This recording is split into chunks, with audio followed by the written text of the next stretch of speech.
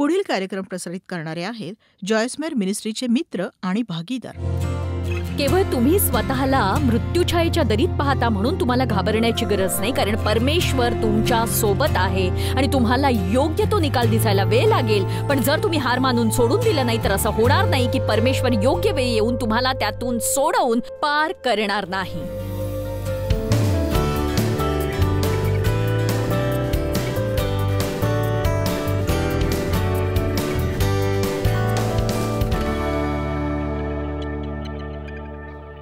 नीतिमत्तेच्या वाटेत मार्गदर्शन होऊन वाढ होण्यास आपण नवीन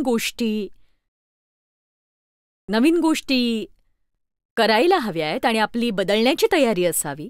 आणि आता इथे एक मेंढरू सत्य आहे, ते त्याच कुरणात सदैव चरत बसतील जोवर मेंढपाळ येऊन त्यांना हलवणार नाही. खरं तर ते कुरण संपवून टाकतील, ते त्याला नष्ट करतील आणि ते कुरण परजीव व्यापून टाकतील. निरोगी राहण्यासाठी त्यांना नियमितपणे हलवावंच लागतं. अनुवाद अध्याय 1:6. प्रभू आमचा देव म्हणतो, तुम्ही या डोंगरवटीत राहिल्यास बरेच दिवस झाले.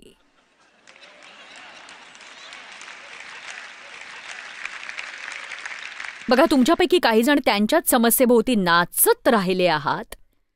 गेली 20 वर्ष तुमची तीच वाईट मनोवृत्ती आहे. तुम्ही एकाच व्यक्तीवर गेली 5 वर्ष चिडलेले आहात आणि गेली 20 वर्ष तुमच्या खांद्यावर ती गोष्ट अडकलेली आहे आणि आता पुढे सरकण्याची वेळ आलीये. हो, ख्रिस्तावरच्या विश्वासाद्वारे तुम्हाला परमेश्वरासोबत आता योग्य करण्यात येईल, पण आता थोडं आणखी चमकण्याची वेळ आलेली आहे. एक सांगू का की येशू जगाची आशा आहे, पण लोकांना येशू दिसणार नाही जर ते त्याला त्या लोकांद्वारे पाहत राहिले तर. तुम्हाला देवाने कुठेही आणलं असो, कुठलाही परिसर, कुठली नोकरी, कुठलीही शाळा, कुठलंही चर्च, तुम्हाला देवाने हेतुतः काही कारणास्तव तिथे ठेवलेलं आहे आणि तुमचा हेतू हा चमकणं आहे. चला आता. पण मी काय करावं अशी देवाची इच्छा आहे ती नाही माहीत. माझं पाचारण काय आहे ते माहीत नाही. चमका. कामाला जा, हसतमुख राहा. जेव्हा लोक तुम्हाला विचारतील तुम्ही इतके खुश कसे असता, कारण मी येशूला ओळखतो. मला नेहमीच आशा आहे. माझी परिस्थिती नेहमीच बरोबर नसेल जशी मला हवी आहे, पण तो माझ्या सहाय्यासाठी आहे.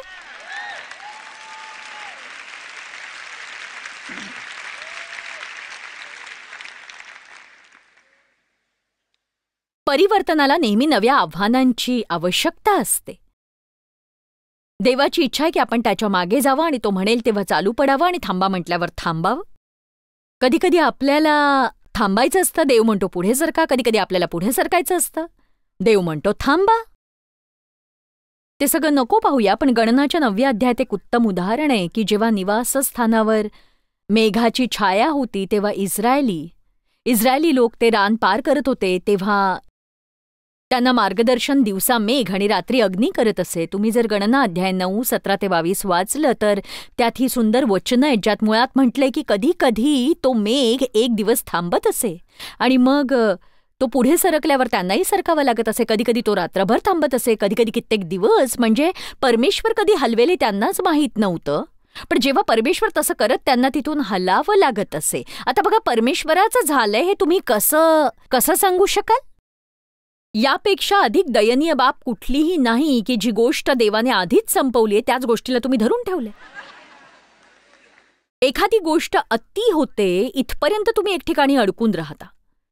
तुम्हाला असं वाटतं का तुम्ही एका चक्रात फसलाय, त्यातून तुम्हाला बाहेरच पडता येत नाही, तुम्हाला नवीन गोष्टीची गरज आहे, पण तुम्ही हलायला आळस करताय, तुम्हाला भीती वाटते. एखाद्या गोष्टीचा तुम्हाला जेव्हा सर्वाधिक फायदा होत नाही तेव्हा तुम्ही पुढे सरकायला हवं. तुम्ही बदल घडवून आणावात.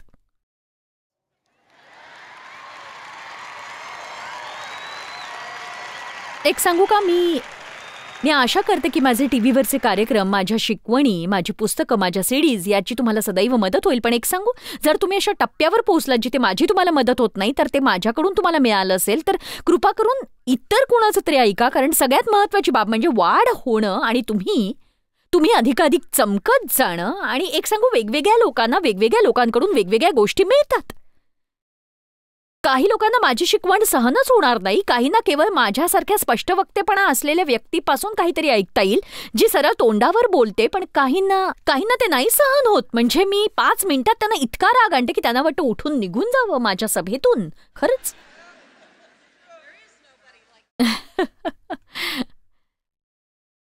तुम्ही एखाद्या नोकरीत अनेक वर्ष फसून आहात का? तुम्हाला खरं तर नव्या कुरणाची गरज आहे. तुम्ही अशा चर्चमध्ये आहात जिथे तुमची आध्यात्मिक वाढ होत नाहीये?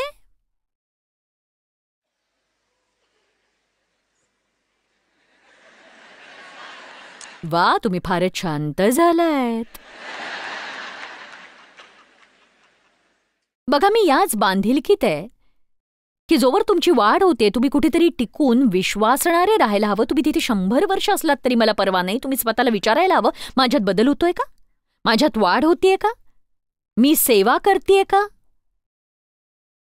मी दर आठवड्यात येऊन एखादी जागा व्यापून खुर्ची गरम करत बसतेय फक्त, की मी घरी जाते पुन्हा येते, मी घरी जाते मी पुन्हा येते, मी घरी जाते मी पुन्हा येते. पण गेल्या 20 वर्षात माझ्यात काहीच बदल झाला नाही.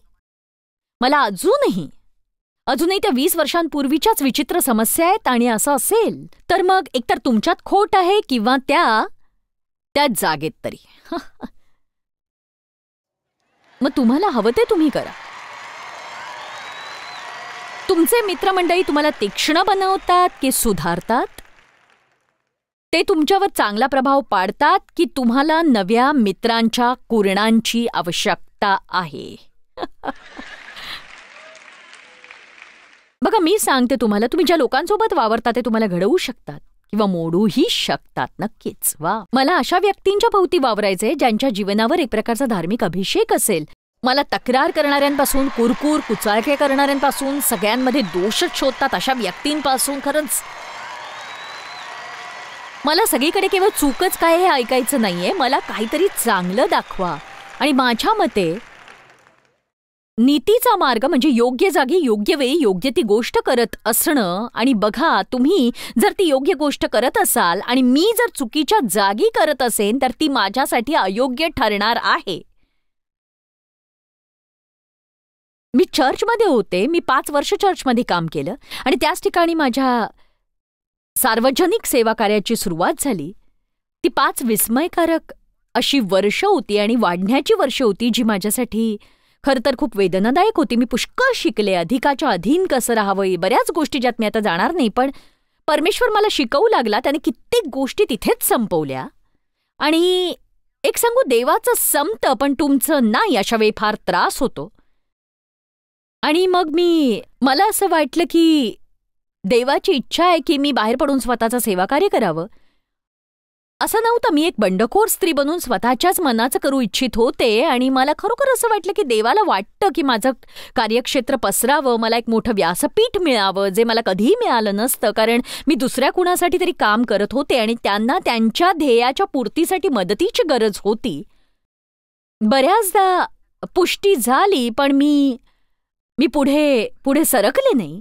कुणाच्या भावना मला दुखवायच्या नव्हत्या. लोकांना मी बंडखोर वाटू नये असं वाटत होतं. त्यांना वाटू नये की मी स्वतःसाठीच काहीतरी करते. मी अपयशी होऊन स्वतःला मला मूर्ख ठरवायचं नव्हतं. अशी अनेक कारणं होती. आणि एकदा मी दुसऱ्या खुर्चीवर समोरच्या रांगेत बसले, जिथे मी दर रविवारी 2 उपासनेसाठी आणि प्रत्येक मंगळवारी रात्री बसायचे. कारण मी नेतृत्व करणाऱ्या टीममध्ये होते. आम्ही सगळे उपासनेत असायचो. आणि देव मोठ्याने म्हणाला मला जोरात, मी आतून ऐकलं की तू इकडे काय करतेस? मी म्हटलं की पण मी चर्चला जाते, मी तेच करते. लगेचच माझ्या मनात आलं की पण तुझी इथे आता गरज नाहीये, तू आता दुसरीकडे असायला हवंयस. बघा, हे केवळ माझ्या फायद्यासाठी नाही की मला काय आवडतं. मी तिथे असायला हवं जिथे परमेश्वर माझा सर्वाधिक उपयोग करून घेऊ शकतो.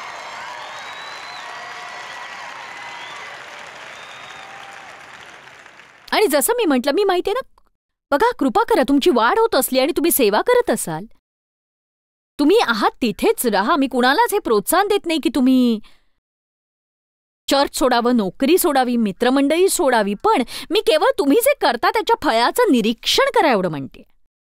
तुम्ही वाढत आहात का ते बघा. तुम्ही देवाच्या इच्छेनुसार होण्यासाठी तुम्हाला मदत होतेय का ते बघा. जर तुम्हाला दुसरं काही करायचं असेल तर तुम्ही विचित्र किंवा कुचकट पद्धतीने ते करू नये. त्या चर्चचे पालक अजूनही माझे चांगले मित्र आहेत, जे मी साधारण 25 वर्षांपूर्वी सोडलं होतं चर्च, आणि आमचे संबंध चांगले आहेत. गोष्टी करण्याचा एक योग्य मार्ग असतो, अयोग्यही मार्ग असतो.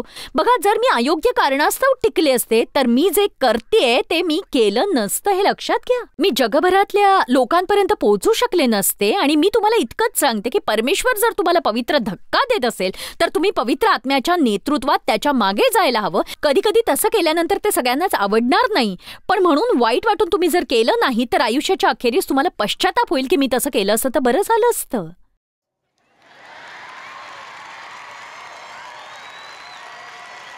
तर असो, आता मी आशा करते माझ्यामुळे कुणी अडचणीत येणार नाही, तुम्ही विचित्र गोष्टी करणार नाही. मी जे सांगू पाहते त्याचं संतुलन किती जणांना समजतंय ना. तर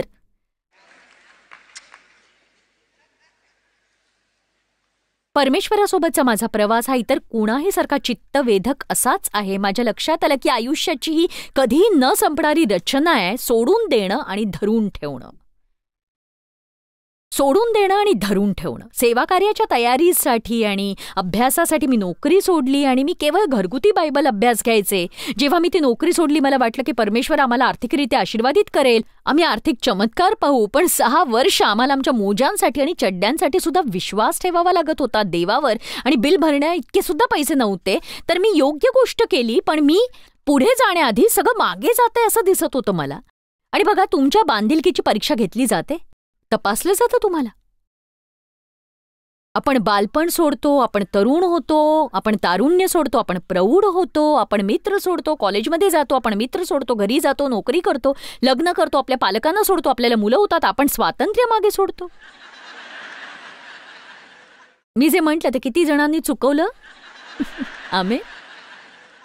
आपण अधिक जबाबदारी स्वीकारतो, आपली मुलं सोडून जातात, आपल्याला एका नव्या आयुष्याला पकडावं लागतं. आणि व्यक्तिगतरित्या सांगायचं तर मी माझ्या आयुष्यात अशा टप्प्यावर आहे ज्यात मला माझ्या सुरकुत्यांना स्वीकारावं लागतं, जे माझं प्राधान्य नाही. किती जण ऐकताय हे? किती जणांना तो गुडघा स्वीकारावा लागतो जो पूर्वी करता येणाऱ्या गोष्टी आता करू शकत नाही. आणि ती सुरकुती जी परवा तुम्ही आरशात पाहिलं तेव्हा नव्हती. आणि म्हणूनच बाब ही आहे की मी योग्य पद्धतीनेच गोष्टी करीन की मग मी त्या माझ्या इच्छेनुसार करीन. मला जे करायचे तेच मी करीन की मी देवाच्या इच्छेनुसार ते मी करीन. एक सांगू, जर आपण सगळ्या गोष्टी देवाच्या इच्छेनुसार केल्या तर आपल्याला सदैव शांती लाभेल. योग्य गोष्ट करणं हे नेहमीच अद्भुत असतं. आणि आपण आज बांधिलकी स्वीकारली तर काय होईल? परमेश्वरा, आत्तापासून मी तुझ्या मदतीने तेच करीन जे मला मनापासून योग्य वाटतंय. मी त्याबद्दल वाद घालणार नाही, मी सबबी सांगणार नाही. मला केवळ तेच करायचंय जे मला मनापासून योग्य वाटतंय. आणि बघा, किती जणांना माहितीये जेव्हा आपण खरेदीला जातो तेव्हा ते आपल्याला भरपूर सुट्टे देतात, तेव्हा तसं करणं हे योग्य नव्हे. तुमच्यापैकी किती जणांना माहिती की खरेदी केल्यावर आपली ट्रॉली पार्किंगच्या जागी मधोमध इतरांच्या गाडीला टेकवून ठेवणं हे अयोग्य आहे? सांगा मला. वा, हुशार आहात तुम्ही. किती जणांना माहितीये की बॉस बघत नसताना कामाच्या ठिकाणी इंटरनेटवर खेळ खेळत बसू नये? सांगा. अरे बापरे, अर्ध्यांनाच माहितीये हे फक्त. म्हणजे माझ्या संदेशात फेरबदल करून त्याला प्रामाणिकपणा हे नाव द्यायला हरकत नाही, नाही का? दुर्भाग्यवश पुष्कळशा लोकांना ते काय आहे हेच माहीत नाही. आपण योग्य तेच करायला हवं, कारण ते योग्य आहे, कारण त्याने परमेश्वराला मान आणि गौरव मिळतो जेव्हा आपण योग्य ते करतो. आणि त्याचे परिणाम आपण देवावर सोडायला हवेत. तुम्हाला नेहमीच ताबडतोब परिणाम नाही मिळणार. खरं तर तुम्ही नीतिमत्तेशी बांधिलकी धरून आहात हे सैतानाला दिसलं तर तो तुम्हाला त्रास देण्यासाठी मार्ग शोधेल. पण जर तुम्ही अट्टळ राहिलात तर तुम्हाला त्याचं असं प्रतिफळ मिळेल ज्याची कल्पनाही तुम्ही करू शकणार नाही, आणि ते आश्चर्यचकित करेल. आता ऐका, मी त्या कठीण कठीण गोष्टी बघते ज्यातून मी पार गेले आणि जे मित्र मी गमावले आणि मला चर्च सोडून जायला सांगण्यात आलं, माझी मस्करी केली गेली, हे सगळं हे फार वेदनादायक होतं. पण एक सांगू का, परमेश्वर विश्वासू आहे.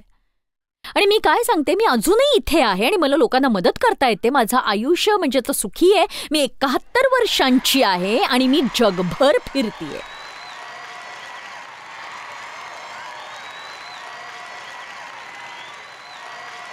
मला लोकांना माझं वय सांगायला आवडतं, कारण माझी इच्छा आहे की तुम्हाला हे दिसावं की बाहेरून माणूस म्हातारा झाला तरी आतून त्याचं रोज नवीकरण होत असतं आणि देवासाठी काहीतरी मोठं करण्यासाठी तुम्ही फार म्हातारे नसता. म्हातारा होऊन वाईट वाटत कुठेतरी आरामखुर्चीवर बसून राहायची गरज नाही. मला पूर्वीपेक्षा अधिक आरामाची गरज असते. मी विवेक वापरते. पण मी हा मुद्दा सांगू पाहते की तुम्ही जितकी मनापासून देवाची सेवा कराल, योग्य तेच करण्याचा प्रयत्न कराल, तुम्ही तितक्याच वेगवेगळ्या पद्धतीने तुमच्या आयुष्यात फायदे पाहाल नक्कीच. एक सांगू का, ती भावना किती भयानक असेल, ती तक्रार करणारी भावना. जेव्हा तुम्ही त्याच गोष्टी करत राहता, तुम्ही हे करायला नको, म्हणजे त्यांनी तुमचं जीवन असं पिळून निघतं. आणि बघा, हे छान असतं जेव्हा तुम्हाला माहीत असतं, तुम्हाला कळत असतं की तुम्ही योग्य तेच करताय. आणि बघा, शद्रक, मेशक आणि अबेदनेगो ही उत्तम उदाहरणं आहेत जे योग्य करत होते, पण असं वाटलं की बिघडतंय सगळं. म्हणजे त्या विचित्र आणि अधर्मी राजासमोर नमन करण्यापेक्षा त्यांनी ठरवलं की ते त्या जळत्या अग्नीच्या भट्टीत जातील. म्हणजे त्यांनी योग्य ती निवड केली आणि ते त्या भट्टीत गेले. त्यांचं प्रतिफळ हे होतं की राजाने ती भट्टी 7 पटीने अधिक तापवली. पण एक सांगू, तुम्ही जर जाऊन दानिएलचं पुस्तक वाचलं, ती फारच अद्भुत अशी कथा आहे जर तुमच्या परिचयाची नसेल. जेव्हा राजाने भट्टीत पाहिलं, त्याला आग दिसली, त्याला ज्वाळा दिसल्या, तो म्हणाला, थांबा, ती 3 माणसं आत गेलीयेत, पण मला तिथे 4था माणूस दिसतोय.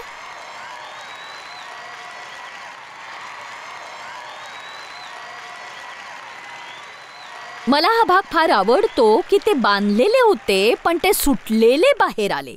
कधी कधी तुमच्या आयुष्यातलं सगळ्यात मोठं बंधनच त्या भट्टीत तुटतं. आणि म्हणूनच म्हणजे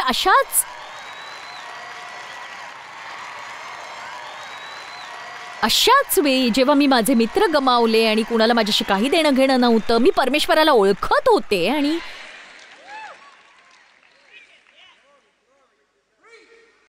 आणि खरंच मला हे आवडतं. बायबल म्हणतं की जेव्हा ते बाहेर आले, त्यांच्यातनं धुराचा वासही आला नाही. तो मला नीतिमार्गाने चालवतो.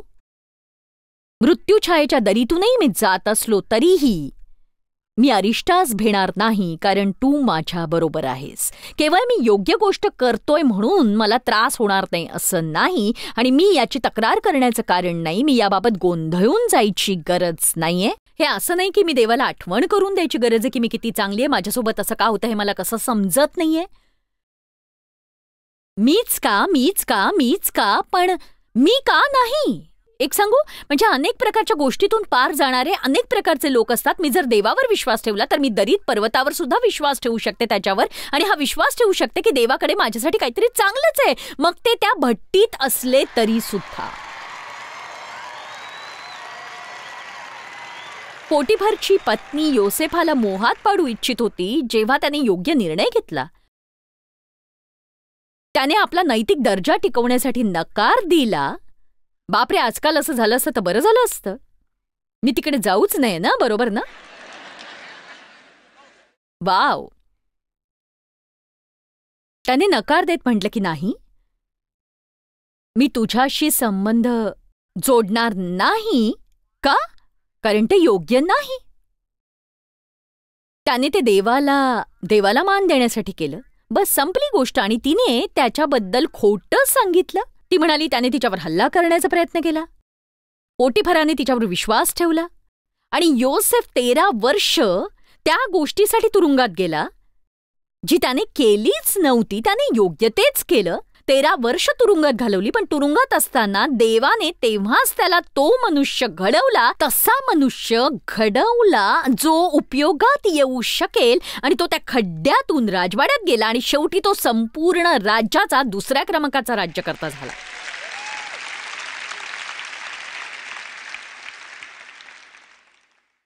सिंहाच्या गुहेत दानियल. कित्येक महान गोष्टी. दानियल सचोटीचा माणूस होता. इतर लोक आणि उच्च पदाधिकारी त्याचा द्वेष करत होते, कारण राजाची त्याच्यावर मेहेर नजर होती. एक सांगू, तुम्ही जर सचोटीची व्यक्ती असाल तर एखाद्या दुष्ट राजाला देखील तुम्ही आवडाल. म्हणून त्यांना हे माहीत होतं की दानियलला राजाच्या नजरेत पाडण्यासाठी एकच मार्ग होता, तो म्हणजे असा काही कायदा बनवणं ज्यात धार्मिक बांधिलकी असेल, जो तो कधीही करणार नाही, कारण तो परमेश्वराला मान देत असे. म्हणून त्यांनी राजाला असा कायदा बनवायला लावला की कोणीही कुठल्याही मनुष्याला किंवा इतर देवाला किंवा राज्याला किंवा राज्यकर्त्याला काही मागणी करता कामा नये किंवा त्यालाच करावी, नाहीतर त्यांना सिंहाच्या गुहेत टाकण्यात येईल. आता दानियलला दिवसात 3दा खिडकी उघडी ठेवून प्रार्थना करायची सवय होती. त्याने खिडकी उघडी ठेवूनच दिवसातून 3दा प्रार्थना करणं चालू ठेवलं. आणि मला हे आवडतं की तो असं नाही म्हणाला की मी प्रार्थना करीन पण ती शांतपणे करीन, म्हणजे मला कोणी पकडूच शकणार नाही. आणि निश्चितच त्याला सिंहाच्या गुहेत टाकण्यात आलं. त्याच्यापेक्षा राजाला या गोष्टीचा खूप त्रास झाला. राजा रात्रभर जागा होता. आणि एक सांगू, तुम्ही अयोग्य गोष्ट केल्यावर तुम्ही झोपू शकत नाही. सिंहाच्या गुहेत दानियल रात्रभर झोपला. याचा बायबल आधारित पुरावा नाही, पण मी अशी चित्र पाहिली आहेत ज्यात तो पडून आराम करतोय आणि त्याच्या भोवती सिंह आहेत. आणि जेव्हा राजाने दुसऱ्या दिवशी सकाळी पाहिलं की तो जिवंत आहे, तो खूप उत्साहित झाला की अरे वा, तुझा देव तुला वाचवायला येतो. आणि तो म्हणाला की माझा देव आला, त्याने सिंहाचं तोंड बंद केलं आणि माझी सुटका केली. मुद्दा असा, तुम्ही योग्य गोष्ट करा, तुम्हाला शिक्षा झाली तरीही परमेश्वर येऊन त्या सिंहाचं तोंड बंद करेल आणि तो येऊन तुमची सुटका करेल. मला नाही माहीत तुम्ही आयुष्यात आत्ता कुठे आहात, तुम्ही कोणत्या निर्णयाला सामोरं जाताय, तुम्ही कोणत्या नैतिक निर्णयांना सामोरं जाताय, तुम्ही कोणते निर्णय घेताय, नोकरी टिकवण्यासाठी कुठल्या प्रकारच्या तडजोडी करताय, तुम्ही मित्र राखण्यासाठी केवळ तुम्ही स्वतःला मृत्यू छायेच्या दरीत पाहता म्हणून तुम्ही घाबरण्याची खरंच गरज नाही, कारण परमेश्वर तुमच्यासोबत आहे. तुम्हाला परिणाम दिसायला वेळ लागेल, पण असं होणार नाही की परमेश्वर येऊन तुम्हाला योग्य वेळी सोडवणार नाही, तुम्ही जर हार मानून सोडून दिलं नाही तर.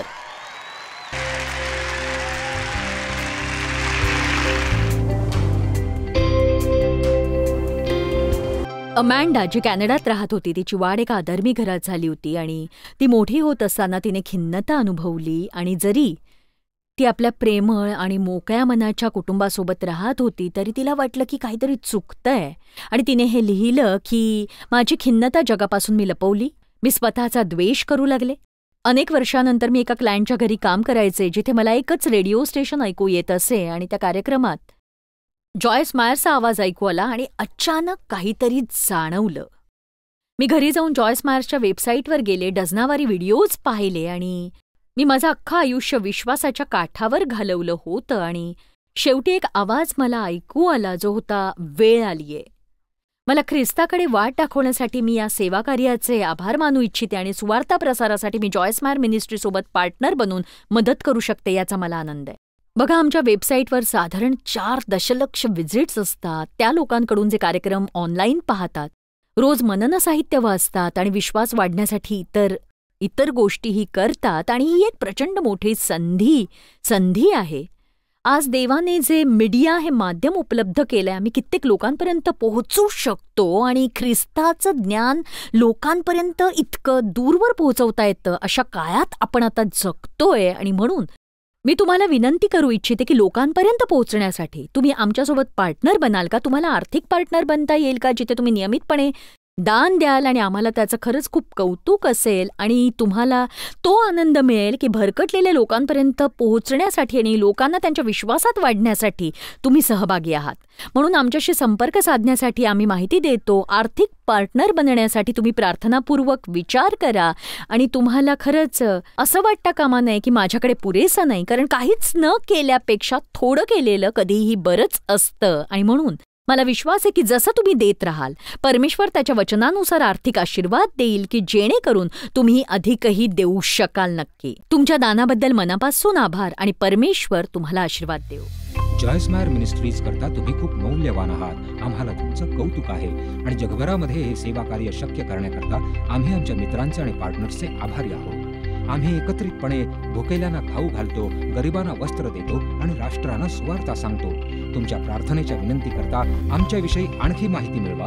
जॉयसच्या कॉन्फरन्सच्या तारखा पहा आणि ख्रिस्ताची प्रीती जगभरामध्ये पसरवण्याकरता आमचे सहभागी व्हा.